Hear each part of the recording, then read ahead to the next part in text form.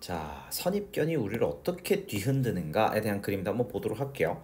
자, 우리는요, 편견을 가지고 있어요. 근데 어떤 편견인가 봤더니 우리의 편견을 뒷받침해주는 편견이래요. 오, 시작부터 설레는 명언입니다. 그렇죠?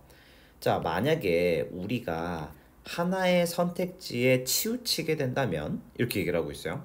뭐 때문인가 보면 그게 훨씬 더 뭐 기억에 남는다든지, 그치? 또는 or is framed, 뭐 짜여져 있는 거죠.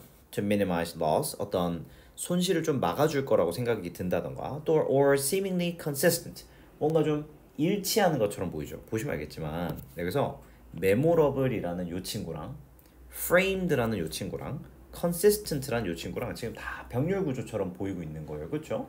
자, 근데 뭐와 함께 일치하는 것처럼 보이는데 유망한 패턴, 좀 잘 될 것 같은 그런 어떤 패턴과 일치하는 것처럼 보인다든지 뭐 이런 것들 때문에 우리가 만약에 한 가지의 옵션에 편향이 된다면 우리는요 찾는 경향이 돼요. 정보를. 근데 그게 어떤 정보냐면 정당화시켜줄 정보를 찾는데요. Choosing that option. 여기서 that은 그 옵션입니다. 그렇기 때문에 내 선택을 뒷받침해줄 그런 애를 찾는다는 거죠. 자, 여기서 근데 on the other hand, on the one hand구나. 자, 한편으로는 자, it is sensible이라고 얘기합니다. 현명하대요. It is wise랑 동의합니다. To make choices, 선택을 하는 게 훨씬 더 현명하죠. 근데 그게 어떤 선택입니까? We can defend with data and list of reasons. 뭐 이런 방어할 수 있는 어떤 데이터 또는 이유들의 목록으로 선택을 하는 게 현명하죠. 한편으로는. 근데 다른 한편으로는 만약에 우리가 신중하지 않으면, 주의를 기울이지 않으면 우리가 수행할 가능성이 있대요. 균형 잡히지 못한 분석을 할 수도 있죠. 그리고 나서 falling prey, 어떻게 됩니까? 희생양이 되는 거죠. 이게 falling prey to가 한 덩어리입니다. 이 오류의 덩어리에 희생양이 된다는 거죠. 뭐라고 알려져 있습니까? 확증 편향으로 알려져 있는 이 구렁텅이에 빠질 수도 있다라고 이야기를 하고 있습니다. 자, 뭐 예를 한번 들어보도록 할게요. 자, 예를 들어볼게. 자, 모든 회사가요 포함시킵니다. 자기 자신 한번 소개해 보세요. 이렇게 면접 때 이런 문제들을 좀 물어본다는 거죠. 뭐 하는 데 있어서 이런 고용 과정에 있어서. 자, 보면은 그리고 많은 이 사람들이 의존하죠. 이러한 인터뷰에 이 지원자들을 평가하기 위해서 많이 의존을 합니다. 자, 하지만 it turns out that, 자, 뭐라고 밝혀졌냐면 이런 전통적인 인터뷰가 are actually one of the least useful tools. 되게 쓸모없는 거야. 되게 쓸모없죠. 근데 여기서 least 중요한 단어입니다. 그렇죠? 이걸 most로 바꾸면 안 돼. 되게 유용하지 않은 도구라는 거예요. 뭐 하는 데 있어서 이런 직원이 미래에 성공할 것인가를 예측하는 데 있어서는 별로 쓸모가 없다라고 판명이 됐던 거죠.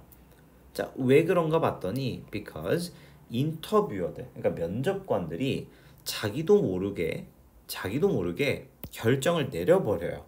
인터뷰를 하는 사람에 대해서. 근데 뭘 바탕으로 하는가 봤더니 뭐 소통 몇 마디 해본 걸로 딱 점 찍어버리죠. 그리고 시간을 보내는 거예요. 나머지 인터뷰는 내가 딱 증거를 고르는데 얘 나쁘지 않았어. 보니까 얘 괜찮은 애야. 그러니까 증거만 고르고 앉아 있는 겁니다. 그 다음에 만들고 있는 거죠. 질문을. 근데 어떤 질문? 내가 생각했던 그 인상이 맞았다라는 걸 확신하는 질문을 던지기 바쁘다 이 말입니다. 이해되셨어요? 여기서 그래서 포인트가 뭐냐면 make up their minds가 첫 번째 동사, spend가 두 번째 동사. 이게 병렬입니다. 인터뷰어들이 하는 짓이죠. 그러니까 여기서 수일치 문제 나오잖아. 아마 다 틀릴걸요? spend s 붙이면 안 돼요. 여기서 면접관이 여러 명이니까.